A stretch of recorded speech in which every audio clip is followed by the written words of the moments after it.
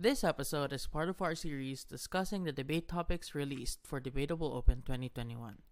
The motions can be found in the description along with timestamps for your convenience. Please enjoy.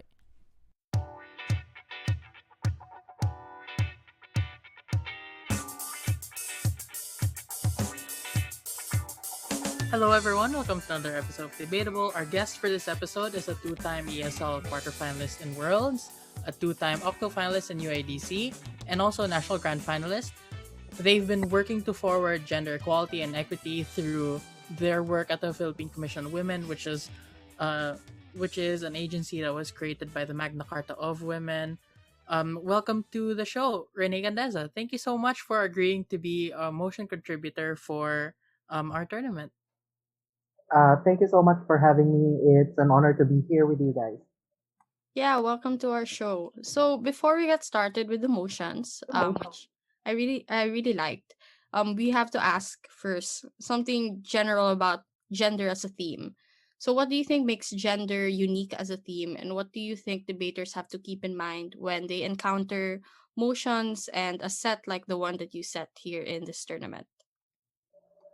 I think what makes gender motions interesting is that firstly, it's so ubiquitous that you come to expect every single tournament's going to have it. So it's not something that's going to surprise anyone. It's not something that you come in a tournament and find yourself getting flustered when a gender motion appears. But at the same time, what makes it interesting is its familiarity also results to oftentimes a lack of a nuanced debating to the motion. Because what's interesting about gender motion is the themes surrounding it and the issues and the controversies surrounding gender debates in general uh, tend to be recurring.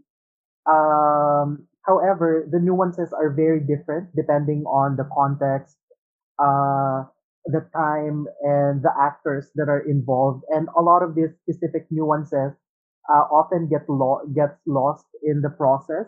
So I think ultimately what makes it interesting is that one, it's very accessible to everyone. It's very difficult to botch a gender debate once you've understood the basics of it.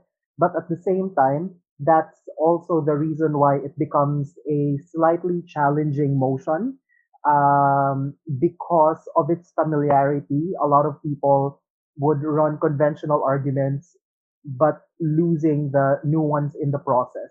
And I think uh, there's also a special mention to the fact that um, our personal background when it comes to gender and our experience of gender in general also shapes how we approach the motion.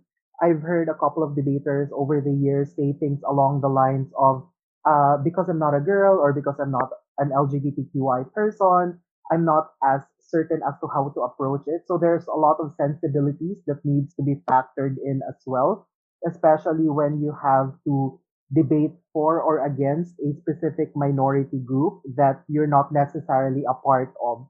So those are some of the things that I think make gender motions unique, but at the same time, things that I think debaters should always keep in mind as well.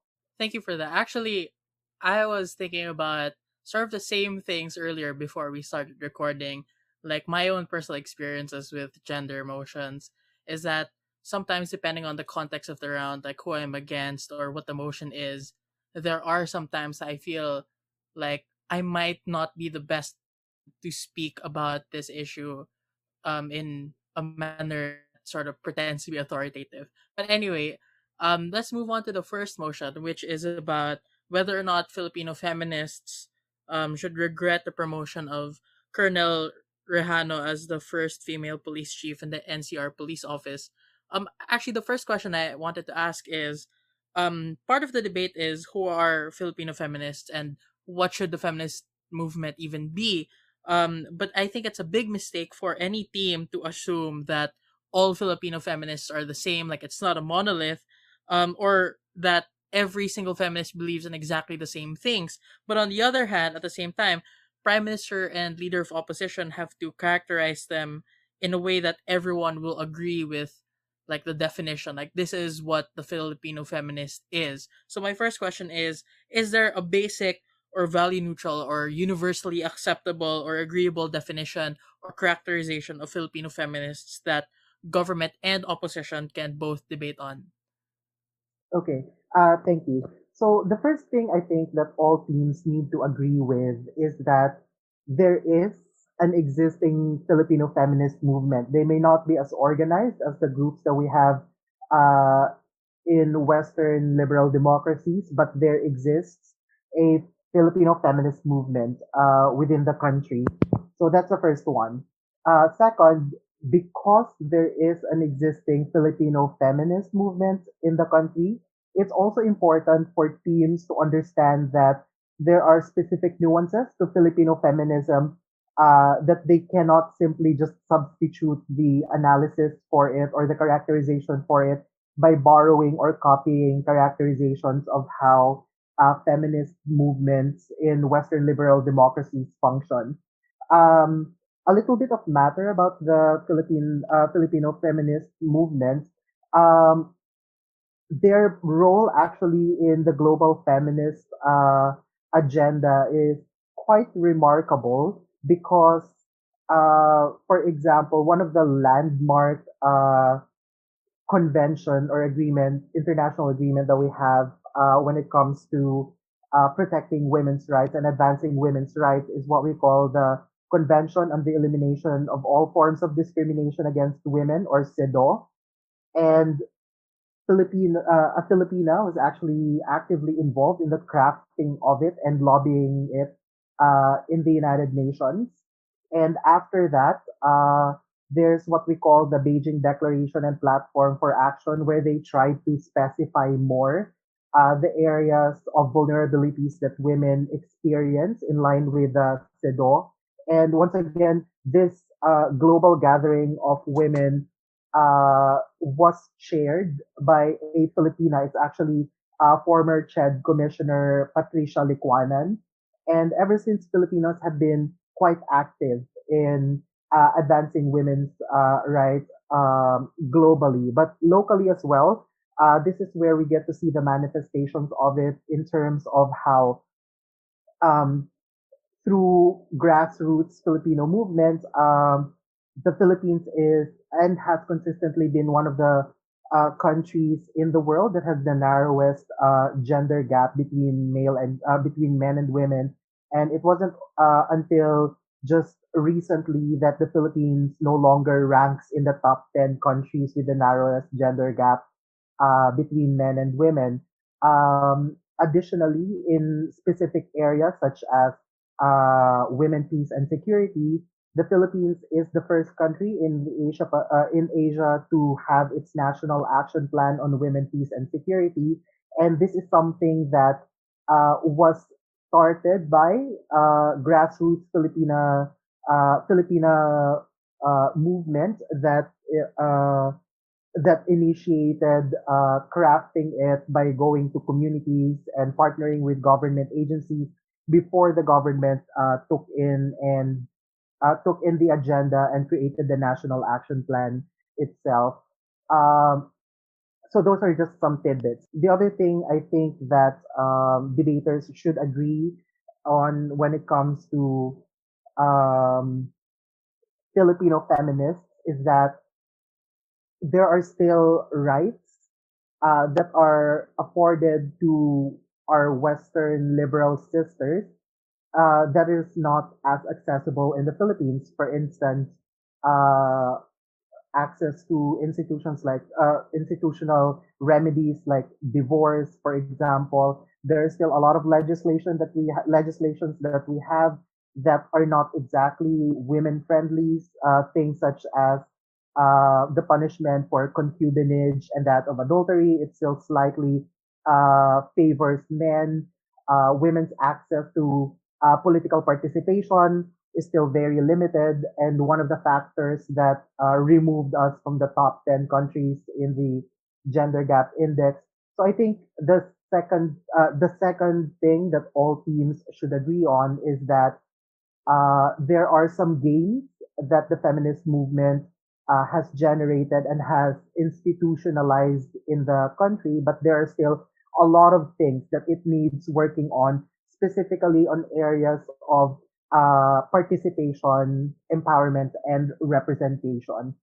Um, and leading to the motion at hand, I think one very important thing that all teams need to agree with is how the Philippine National Police is a traditionally masculine and patriarchal institution. And there's a reason why the promotion of Colonel Rejano is a big discussion because, on the one hand, she is the first woman to reach that position, but on the other hand, it also becomes a decision point in terms of where feminists should lay their support, whether they see this as a welcome progress for women representation in a traditionally masculine and patriarchal institution, but it's also another thing to see how women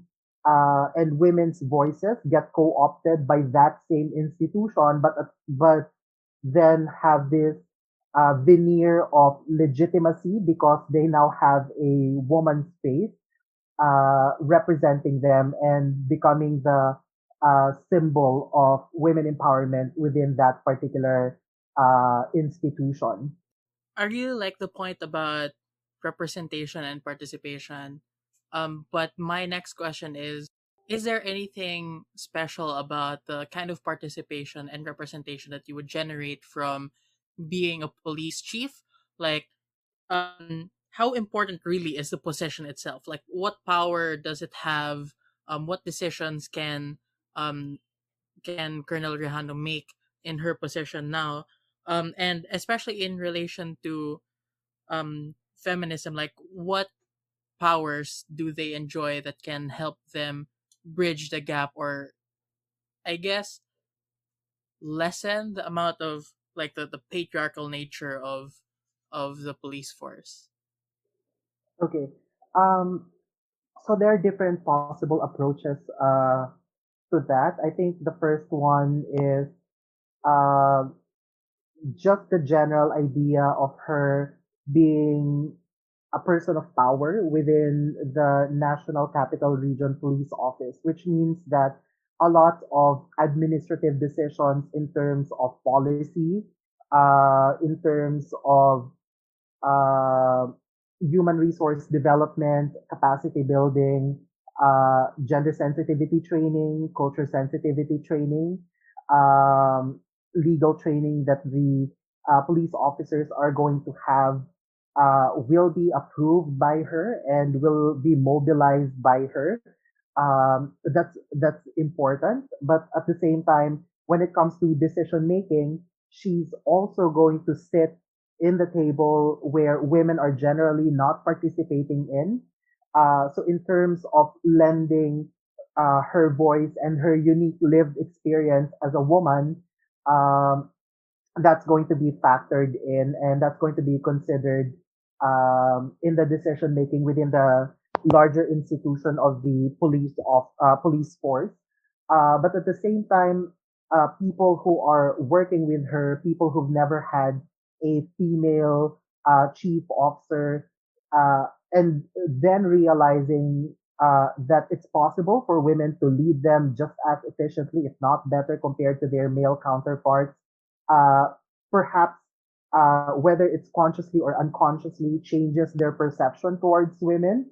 A lot of women among the ranks as well can potentially change their perception in terms of how far they can go in their careers. Like they're not only individuals that will be assigned to do admin work and be tied to the desks or be assigned to traditionally gendered offices such as women and child protection desks or addressing violence against women and their children.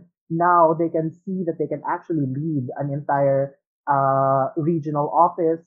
But at the same time, there's also a specific nuance to NCR because one of the controversial things about the National Capital Region Police Office is that a lot of the killings that happened uh, during the war on drugs were concentrated in the National Capital Region. So this also factors in a lot of the gendered perspective when it comes to dealing with these issues. A lot of the people that were left behind by the war on drugs are women or young girls who are already orphaned because their parents are probably killed off during the process. Apart from that, her influence as well in terms of the direction of policing and public order is also something that can be considered by the teams. There's a lot of studies that show that women in peacekeeping forces and women in peace tables and women in positions of power in relation to peace and security significantly changes the direction, making the process a little more humane, making the use of force less likely, becoming a first resort, allowing for more community engagement and more people-centered approach. And this this bit that I'm going to add now is something that teams that have read her profile or are personally familiar with her background would know as well. Colonel Rejano is actually quite an interesting figure, at least for me, who has worked within the Philippine Commission on Women, because Colonel Rejano has uh, served as a gender development focal person for the Philippine National Police, which means that one, she is familiar with the legal mandates requiring the sensitivity, in particular, to gender dimension in the police forces and the peacekeeping forces. Second, during her reign, there's been a lot of improvement in when it comes to women participation and empowerment within the Philippine National Police. And if I recall correctly, it was also through her um, direction that the requirement of gender sensitivity to incoming police officers became a regular practice within the organization. And at the same time, it was also through her leadership and direction that the Philippine National Police's expenditure, gender and development budget allocation has increased.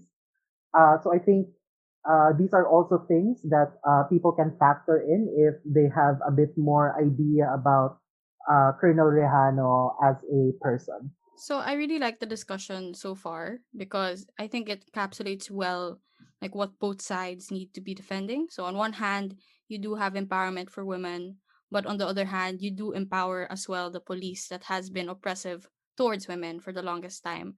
But in debates like these, I wanted to ask if I know it's a gender theme, but would it also be possible to bring in politics into the mix? For example, like is her presence, for example, as a feminist or as someone with a background in gender, does it embolden the hold, for example, of this current administration? Is that an angle do you think debaters can explore as well? Okay.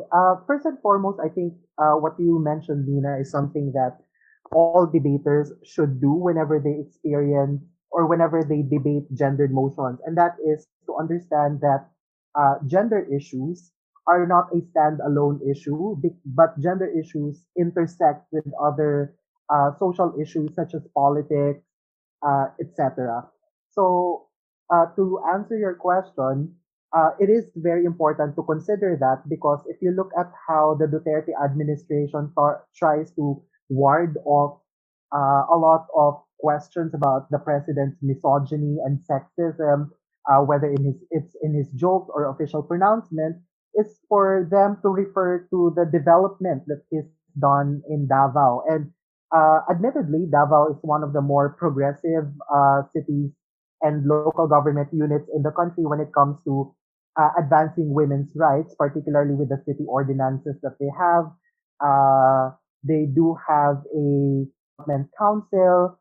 They have a lot of facilities and institutions that are specifically designed and built to address women's concerns. So to answer your question, it can potentially be used once again by supporters of the administration uh, to justify that the administration is not sexist at all. Because look, we have promoted someone who is an advocate of gender and development, or look, this is the first female chief of office of the National Capital Region Police Office. So definitely the president and the administration is not sexist. But I think teams need to be conscious as well when they use that as an argument against the promotion of Colonel Rejano, because they also need to situate that in conjunction with the uh, actual capacities that she has as a chief of office. Because while she is directly mandated as well by the command and instruction of the administration, the actual implementation of these orders can also be modified by her depending on how she sees the implementation of these things.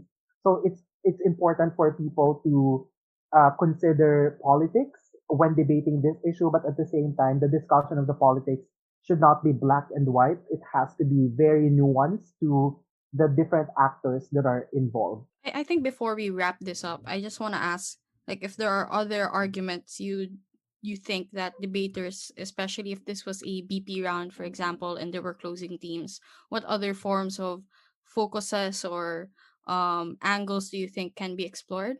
Because I think you already mentioned quite a few, especially in terms of gender and looking at the dynamics and the nuances of Philippine politics in relation to it. But I was just wondering if you had any more ideas that you think would not be very apparent in a motion like this. Okay, so far the things that I did talk about were very centered on the specific stakeholders that have their proper nouns identified. I think the other things that can be explored is in terms of direction setting of the feminist movement. So I think it's important for teens to know and understand where the feminist movement is now and where it envisions itself going forward, because most of the discussion that we did talk about previously were a little too specific and a bit more micro in terms of their analysis by looking at specific institutions or specific individuals. I think closing teams can explore looking at the wider application of it in the macro, by looking at the direction that the feminist movement is going, not just in terms of its relationship with a specific sector of peace and security, but looking at the wider direction of advancing women's rights in general. Um, that's another thing that I think teams can explore in the closing teams, and of course, a lot of the things that may perhaps not be concluded in the opening teams in terms of the implication of how they characterize what her role would be in relation to the larger institution of the national police, and in relation to the larger institution of this administration. They can also look at the implications of these in terms of where the feminist movement would be going as a decision point, because ultimately the motion does ask us to look at this from the perspective of the feminist movement in the Philippines. Thank you so much for that really rich discussion. So I hope that if you're listening to this episode, you got a lot of ideas on how to run this argument, regardless of if you're in government side or opposition side. I think we can now move on to the second motion, which reads, this House believes that the shipping of non-canonical queer characters is a step back for genuine queer representation in media. And I find this motion really interesting because when I first saw it, started thinking about all the shipping wars that happen online and the phenomenon of people like finding characters they really like and then shipping them and pairing them up with other characters that they also like or even dislike. So the first question I have is, this shipping as a phenomenon, do you think it comes more from viewers or do you think it's something implanted and intended on by authors? What I think is interesting about shipping is that its origin can come from either direction. To a point, I think we can say that the act of shipping and the direction of the actual material that's born out of the shipping becomes a form of communication. May it be a situation where the creators, the author, or the showrunners decide to implement tidbits of potential seeds of a prospective relationship, or the audience themselves seeing something that the authors themselves may not have seen previously. So, for instance, there are a lot of shows that actually use this to queer bait particular audiences because they know that there's a lacking in representation of queer characters and holistic queer representation in media. But on the other hand, there are also instances wherein um, it's the audience themselves that first saw the prospect of it, and then later on, there are two directions to this one. Either one, the shows pick up on the shipping phenomenon and make adjustments to their storyline to start adopting the shipping, or sometimes they just outrightly deny it and reject it. So there are some examples of this. For instance, X Files, for example, it's a show that started out with the two protagonists not being intended to become lovers. As a matter of fact, that's part of the character design that they have, where they're presented to be two polar opposites, at least fundamentally in their beliefs in relation to the work that they do. So one of them is a little skeptical and is not believing of what is not seen and what is not manifested and can be uh, empirically proven. And then the other one believes in something that is not known to us, something that we may not see, etc. But the way that these characters interacted with each other, the fans started seeing it with a romantic undertone. And because this subset of fans were so eager to ship the couples, eventually the direction of the show started leaning into that and actually made them into a real couple. There are also instances, say for instance, in Merlin or Sherlock Holmes, where they actually rejected the showrunners actually rejected any notion of them being romantically involved. As a matter of fact, even in Sherlock Holmes, even the prospect of uh, a potential bisexuality or queer exploration was quashed by the showrunners by saying that that's not really what we intended. In the case of Merlin, they neither affirmed nor deny the bromance between Merlin and Arthur, but the show did recognize that some of the fans are very invested in seeing the romantic progression of the story. So in the subsequent seasons of the show, they tried to allude it more than in the previous seasons. So to give a short answer to your question, it can either be coming from the audience, it can be intended by the authors themselves, or it can be a combination of both, depending on the success of the shipping and how aggressive the fans are to ship them and how receptive the showrunners are when fans do ship these particular characters. We can move on to the next part of the motion, which is about genuine representation. First thing I wanted to ask was that why is shipping in general significant to representation? So, like, what is the connection between shipping and representation? Okay.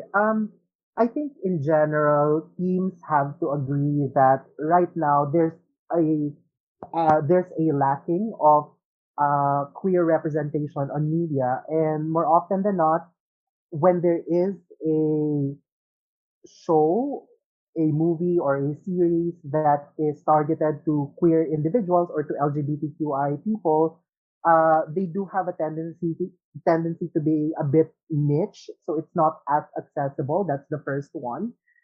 Second, because there is a lacking of representation in mainstream media, um, people try to look for representation in characters where they see themselves in. Because if you trace the origins of shipping, it's not because these characters are queer, but because the audience relate to these characters because of their personality, perhaps their struggles, the problems that they have, and the audience are able to project themselves into these particular characters. And when they ship this individual with someone that they see potentially can be romantically involved with them, that's also a way of projecting their desires and their longing for seeing themselves uh, represented in a romantic fashion in mainstream media. Now, you may ask, what's the difference then between this one and, say, BL series or series that are more targeted to queer romance? One of the things that's very noticeable when it comes to um, portrayal of romantic relationships between LGBTQI individuals is that one, they tend to fall into very stereotypical portrayals. Like it's either very tragic, or too good to be true, or sometimes the characters that are being portrayed are say for example for the gay community, you have individuals that are very masculine, very stereotypical, handsome or beautiful, that is not very representative or accessible to a lot of queer individuals. Whereas if you look at non-LGBTQI characters and series, uh, and when it comes to the development of their characters, you have a more round character. So they're a little more complex compared to a lot of queer characters. So in terms of seeing themselves in these characters, sometimes queer individuals resonate more to straight characters that are more holistic but are not queer compared to queer characters and queer identified characters that either end up with a tragic love story or are killed off or are not having a prominent role other than being the sidekick of the protagonist, or very stereotypical, like they're either very catty, very ditzy, or they're too hypersexual, etc. So I think those are the reasons why queer individuals gravitate towards these characters and why they ship them in relation to queer representation. So it all emanates from that longing to see yourself represented more holistically on screen. So it's not that another thing is that it's also very common to have, say for example, if we focus on transgender individuals, the focus and the perspective of the character is also very important because trans representation is about focusing on how a transgender character sees the world versus how the world sees that character. And the only way that you can reverse that role is if you have a character that is more holistic, that people can associate with, and not make the entire world of that character be about his or her transness. Or for example, for gay characters, uh, gay characters are used as symbols rather than portrayals of humans that need to have their stories told. So sometimes gay people and the gay relationship that they have are used as a cautionary tale of how you're potentially going to suffer a life of misery because of your queerness, etc. So the point is, there's a strong longing from the community to see themselves on screen. Even for so this longing is also manifested differently for those people who are out and proud. It's the longing for a more holistic representation, but for those that are in the closet or perhaps living in a very conservative society, it's being able to vicariously live off of the experience of a character that is more holistic and less stereotypical. Thank you. So I guess the next question would be, because that was a very thick discussion already. What arguments do you think that government should run? Because there are lots of things that you can see from just like the framing and the descriptions that you already gave, but like just to like crystallize those principles, like what arguments do you expect government to run in this motion?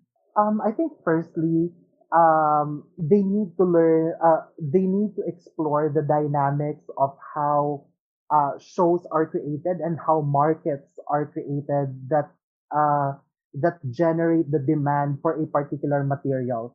So I think one way to create a parallel to that is by looking at how there's a sudden explosion of BL series and media coming from various countries in Asia like Thailand, Taiwan, China, Japan, and even in the Philippines because there's a strong vocalization of the desire by the queer community to have their representation. So there's also that awareness of the queer community willing to spend their money buying merchandise or even buying concert tickets, buying subscription fees for this material. So I think that's one way of pushing the direction of how, if we want to have better representation, we should not feed off of crumbs that we project onto straight characters. Instead, we need to use that desire and that power that we have to actually demand for it so that the showrunners will listen to us as opposed to custom fitting a character just to fit our desires. Secondly, I think people should also look into um, how shipping does have a potential to destroy storylines. So, for example, genuine representation is when we are invested in a character not only based on how we imagine that character's lives would be, but because we journey with that character. So we grow with that character, we suffer the pains and the lows of that character, and also celebrate the highs and the victories of that character. Now, when shipping happens, one common tendency is for these individuals to be very invested in the romantic aspect of it and the prospect of romance with another character, such that people have a tendency to disregard other dimensions and other aspects of that character's storyline and solely focus on things that reinforce their believed prospective romance with another character. So that also means that in the process, they're actually flattening what potentially was or could have been a more well-rounded character. Apart from that, there's also instances where there's also an instance where fans tend to be very aggressive when it comes to their shipping that it forces showrunners to make drastic adjustments just so they can accommodate these desires by the audience. So it makes the entire show suffer, but at the same time, the audiences themselves, because because the romantic reward that the show customized to accommodate their fantasy wasn't rooted deeply in the narrative of the story, ends up half baked. So even if you do end up seeing the relationship fully realized, it's not as rewarding because the way that the relationship was built was not integrated into the DNA of the show. So all of these things can be factored in when you're looking at queer representation. You may also want to look at how prospectively actors that are playing these characters would potentially be asked about these things in their press junkets or in their interviews, and how sometimes they may reinforce negative stereotypes or may potentially even say things that are not in favor of the characters that they are playing. And I think this is very important as well because you need to have individuals that are just as invested as you are to the characters that they're playing because their ability to recognize the humanity of of the characters that you're shipping also adds a level of authenticity and a level of depth to how they portray this particular character. So I think those are some of the things that government can potentially explore. So I guess now we have to reverse it and try to see what, in your opinion, do you think opposition can run in an argument like this? Like, what benefits are there given all the arguments you ran in government? It seems really thick and really hard to go against. But what do you think would opposition have to run in a motion like this to go against a strong government like you set up? I think the first thing that they would have to do is challenge a lot of the characterizations as to how the decision making when it comes to coming up with shows with queer characters or that respond to the shipping actually happens because while there are shows that did listen to fans and eventually resulted to either botching that relationship by giving them a half baked conclusion or actually making them end up as couples, I think the first thing that you can say is that these take time and these are not always a guarantee. And given the lack of queer representation in mainstream media, you cannot simply just tell a queer individual that wants to see themselves validated and the identities that they have validated on mainstream television, wait until the world is ready for them. So I think it's a natural human desire to see yourself humanized on screen, on media. So I think in the process, you're allowing that moment of reprieve for these individuals, in contrast to the perhaps less than acceptable reality that they exist in. That's one. Second, I also think that teams can strategically say that when you do invest in shipping, it doesn't mean that you're already canceling out any and all alternatives for genuine queer representation. As a matter of fact, that also becomes a signal for companies that perhaps previously were not invested in coming up with genuinely queer characters to start thinking about the potential of it because if there's such a strong fan base for actually not queer people, then perhaps there is money to be had and there's actually a market for a genuine uh, queer character or queer centered narrative. Of course, the other side can potentially say that, well, the company will just continue giving us queer baiting and characters that they will hint to be queer, but not really, especially because people are already profiting from it anyway. So there's no incentive really for them to come up with a genuinely queer representative media. But at the same time, these corporations and these companies also recognize that if they do make it canon and if they do make it explicit, the fans are going to be more invested in it. So there's also that bit of discussion. Apart from that, there's also what I've said earlier, a lot of these media are mainstream, which means that in say if you live in a very conservative family somewhere in a redneck state or perhaps a deeply religious family, say in the Philippines, for example, you often watch these shows with your family members who are probably bigoted, which means that even if there are better alternatives out there, the likelihood of you having access to these media is still very less likely. And even if people will say, oh, you can subscribe online, but some family members do snoop in your search history, or sometimes even if you subscribe to paid services like Netflix or HBO Go, etc., the fact that the choices that you've selected and the shows that you watch can potentially appear and become a point of discussion by your bigoted family is something that a lot of people does not have the luxury of having with their families. So I think this is a way for them to compromise being able to watch something with their family and live off of that fantasy that clearly they resonate with, but without the need to have to discuss it with their family members. Or if you're very deeply closeted, it's a way for you to still have that legitimacy of the identity that you have without being forced to confront the need for you to come out in the open.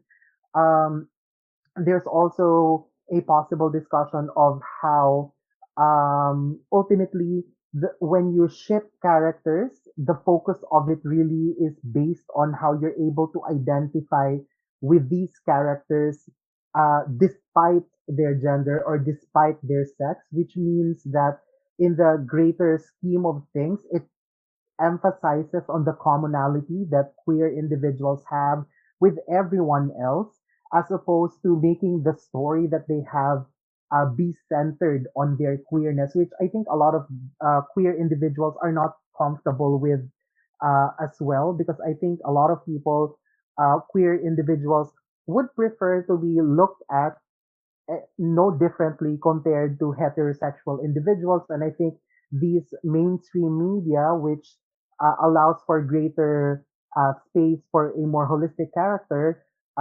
gives them that compared to uh, queer representation in a queer specific media.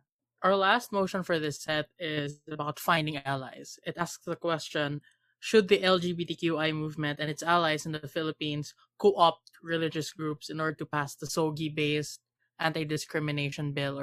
Or what would it mean to co opt religious groups? Like, does it mean taking a religious stance on something else? Does it mean finding a favorable reinterpretation of scripture? What exactly does it entail when we say, let's co-opt religious groups?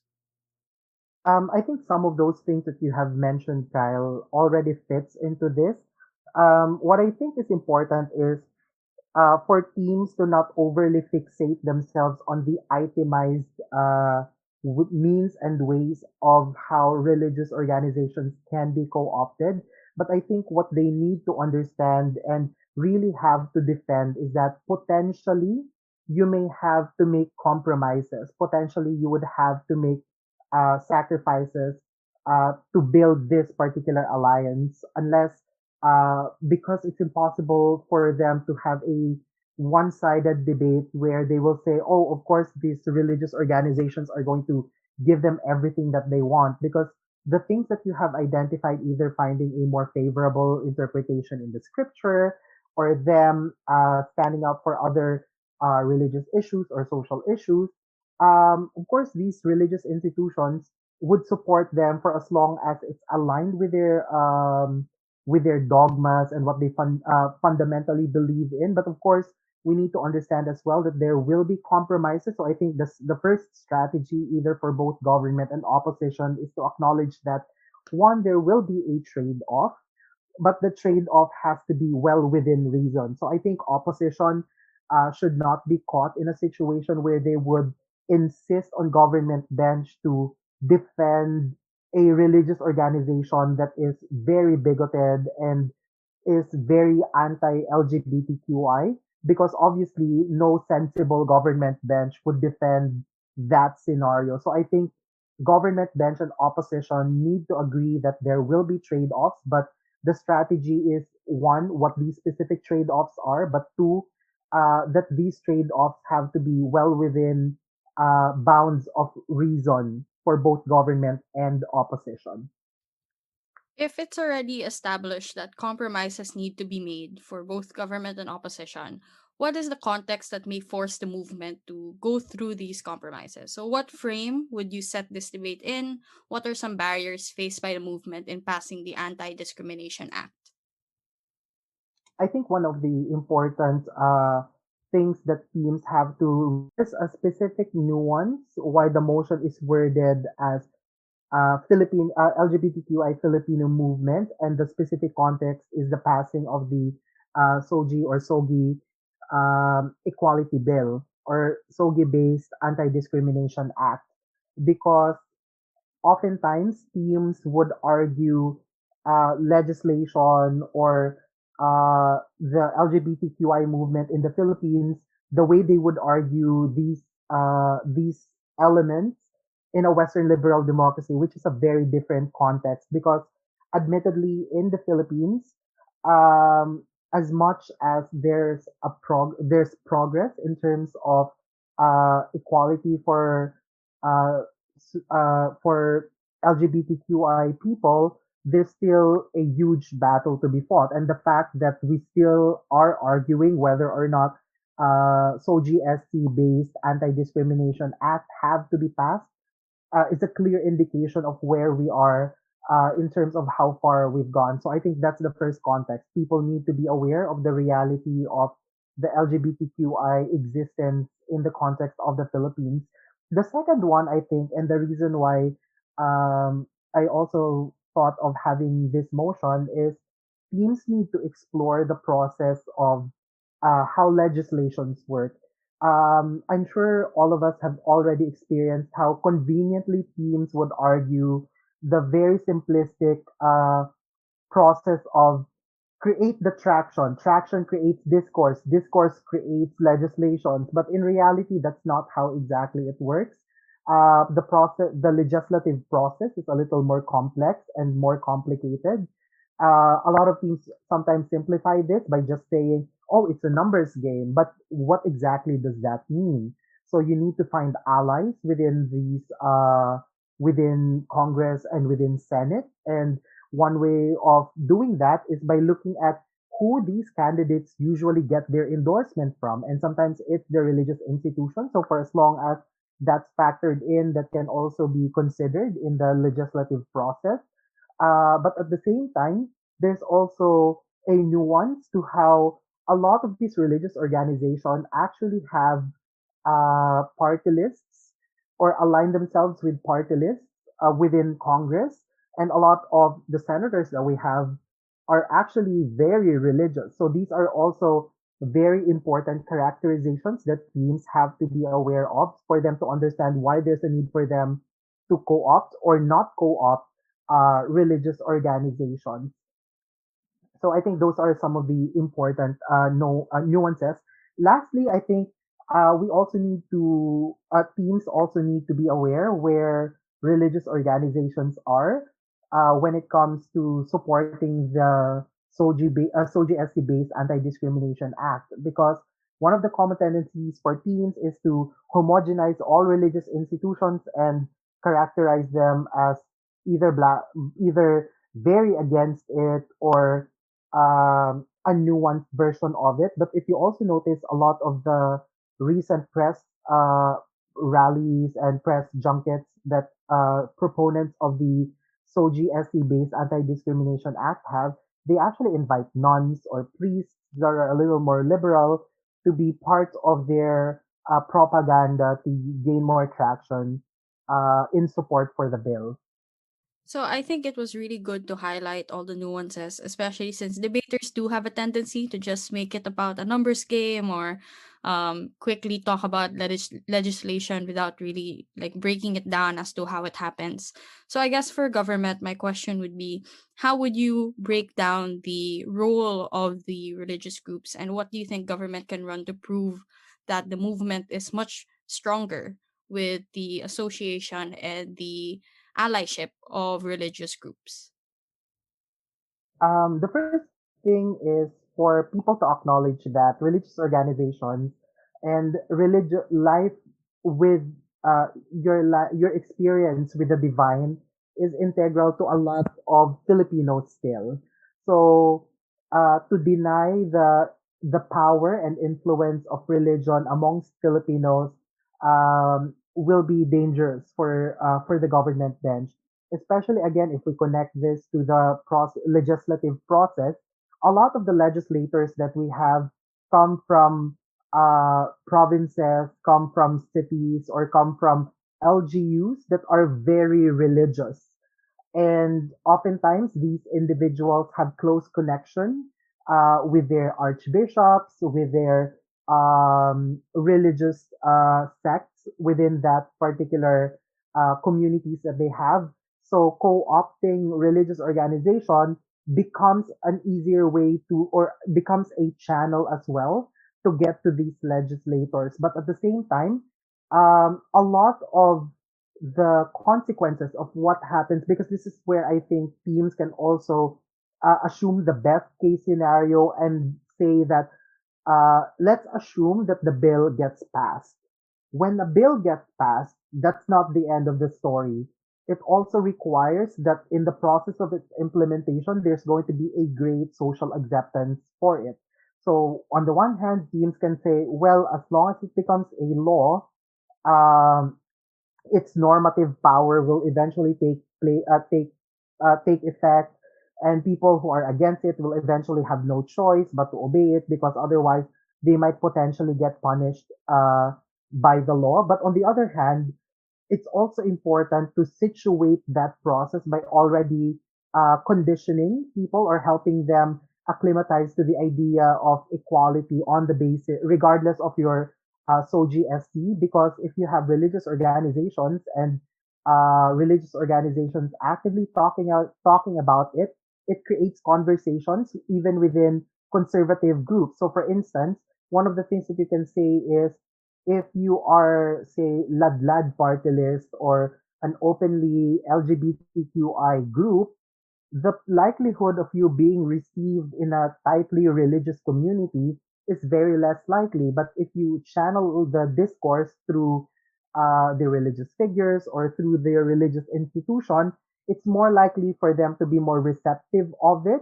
And I think that also trickles down to how this opens up conversations even within families. So, say, for example, if you have a conservative parent that is so against the idea of homosexuality, but then their priest, for example, starts talking about it, that perhaps opens them up to the possibility of having that discussion with their queer child. So, I think that's an opportunity to be had as well. So, there are layers of how teams can approach it. So from the macro down to the micro level, but at the same time, um, you can also further discuss the legislative process by saying that this is an important sector to have as your ally as well, because if we reference it to some legislations that we've had that have the veneer of being progressive, but in reality isn't, we just need to look at what happened in the passing of the reproductive health bill that we had. It took forever for it to become a law, but when it did become a law, it lost a lot of significant provisions. And how did this happen?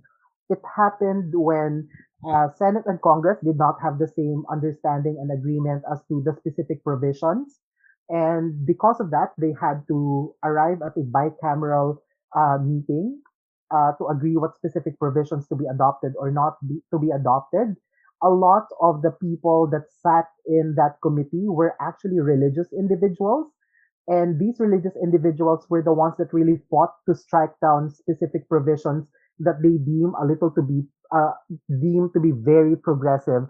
So if these individuals get co-opted uh, by co-opting their religious organizations as well, it's more likely for us to have a bill that is reflective of its true intention. So there's a lot of dimensions that the teams can explore when it comes to talking about this particular motion. On the other hand, the strategy on opposition bench would be to probably highlight the trade-offs that you need, because like even assuming that all of the benefits do happen, and I still believe that opposition might be able to challenge those things, I think opposition should be able to like highlight what we stand to lose even if we ally with them. So I wanted to ask, what is the best way for opposition to frame like the trade-offs that would likely happen the if we do ally with religious groups? The first thing that I would say is that opposition teams should not be opposition teams should not be afraid to have uh, to defend trade-offs. Um, I think one of the things that can be said about this is for them to say that the trade-offs exist, and it's not just a simple acknowledgement that trade-offs exist. Ha? Kasi one of the things that we also notice about teams is they would pretend to say, "Oh, we acknowledge that there is a trade-off," but when you look at the actual argument that they have, uh, they don't reflect that. So I think some of the trade-offs that they could have is that perhaps um, the compromises would lead to the provisions of the bill being watered down or not actually as representative. They would have to relax some of the provisions that may be deemed as too progressive by these religious organizations just so they could co-opt them, etc. Um, One of the things that's very important is for them to highlight what the bill is for and who the bill is for and why it's so important to ensure that the most salient, which may be deemed too progressive provisions of the bill have to become non-negotiable and how that decision has to be controlled by them exclusively. But second, there are natural allies within this religious organization that do reach out to them without them having to co-opt them because the act of co-opting means that there is something that you offer or there is something that you're willing to compromise with them just so they will join the alliance. But I think you can also focus on highlighting how if these individuals really do care about the movement and if these individuals really are genuinely supportive of the cause, they will find their way into the movement without us having to co-opt them because they will be actively supporting it regardless whether we reach out to them or we prompt them to do that. They will do that on their own voluntarily. And I think that's a more auspicious place to begin the alliance rather than us actively seeking out these religious organizations because in the process, you might, like what I've said earlier, end up making too many compromises that you lose the focus on what the bill genuinely is for.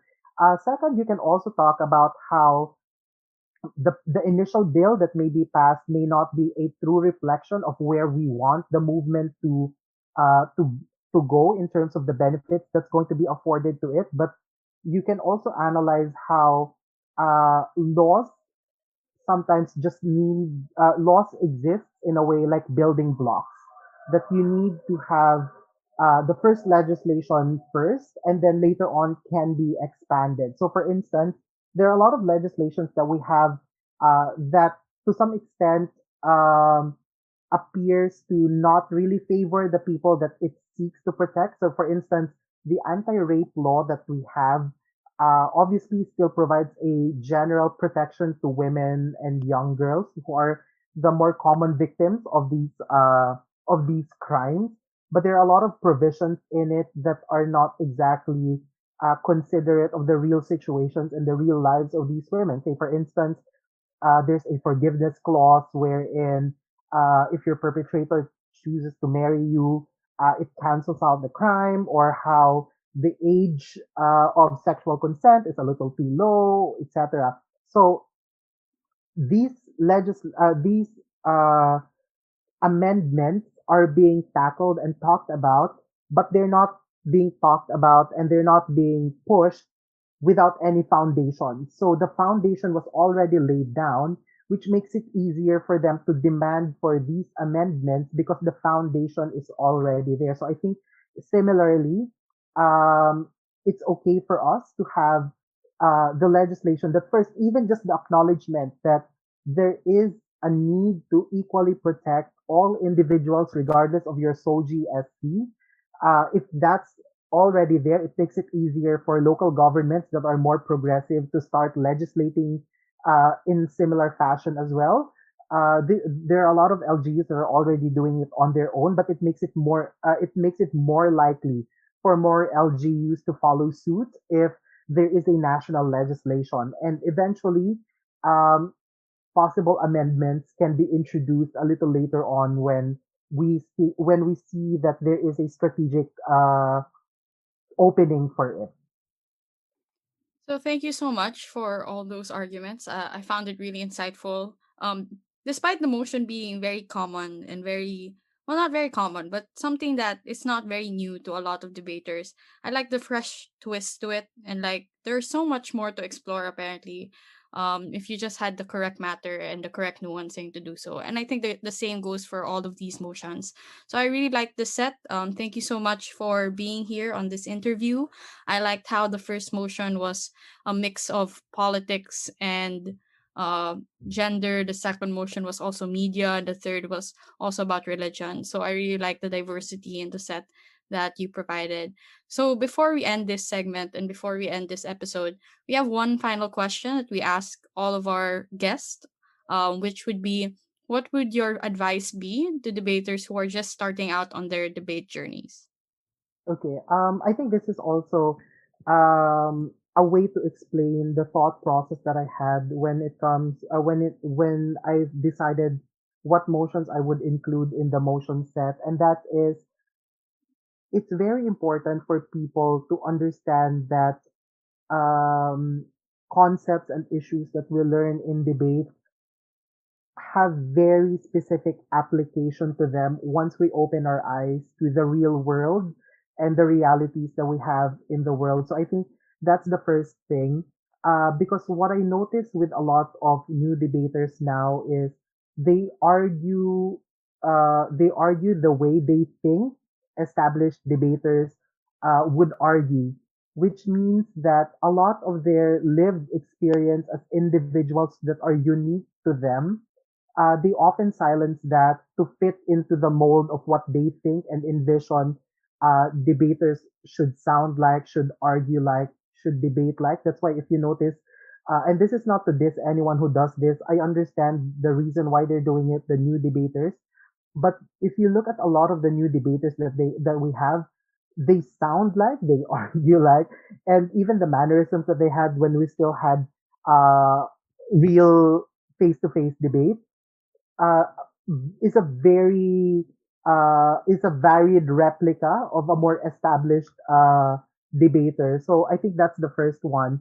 You need to trust that what you bring to the table, based on the unique lived experience that you have, can be a rich source of nuance to a lot of the things that you can potentially argue in. But at the same time, it's your way of finding meaning in the existence that you have in the context of the debate. That's the first one.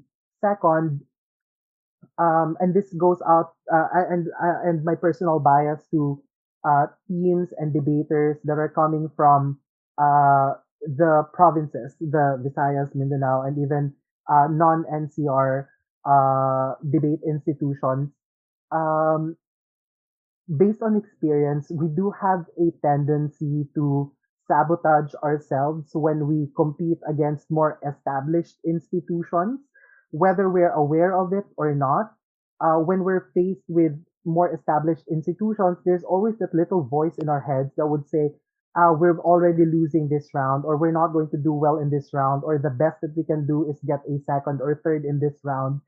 Um, what I want younger debaters from the provinces to realize is that, yes, a lot of these institutions may have access to better training, to more experience, to more international exposure, but that does not mean that you're any less or that you're less capable than they are. But where it begins is your belief that you can actually win against them. And that completely changes the demeanor that you have. It completely changes your confidence and it changes how your mind works during prep time and how your mind functions in the middle of the round. So I think that's very important for for provincial institutions and debaters to consciously think about and fight against, especially when they're competing against more established institutions and debaters. Um, the last one, I think, for new debaters, try to have fun. While winning is a very important thing to aspire for, realize that the things that you will learn in debate are things that more often than not you will not learn anywhere else. You probably would not learn it in your classrooms. Um, but these are things that hopefully will not just end in the corners of the debating room or in the debating world that you exist in. I hope you find ways to genuinely apply it in your real life and the decisions that you're going to make in the real world, because I do have this strong belief that the debaters that we have right now are potentially going to change uh, the world, the country, because these are individuals that have a strong sense of themselves. These are individuals that are very opinionated. These are individuals that are potentially going to be movers and shakers in the future. So I really hope that whatever it is that we learn in the debate will not just remain there, but we actually have to find a way to apply it in the real world. So those are the three things that I would leave them. And lastly, for new debaters, if you are of age and if you are not a registered voter, please find a way to register and make sure that you vote by 2022. It's very important for you to use that power. Thank you so much. We agree with basically everything that you said. Please register to vote. It's an incredible power, and you might not think that it's a big deal, but your voice does matter. Your voice does count. We also absolutely agree that the voices of this generation of debaters and all the future ones are definitely going to change the world, and that's why it's so important for us to develop people's ability to think critically and express themselves, and in all the many ways that um, change the world. So that's it for this episode of Debatable and this post debate analysis. Thank you again, Renee, for all the insight. We'll see everyone in the next round. Bye bye. Bye. Bye.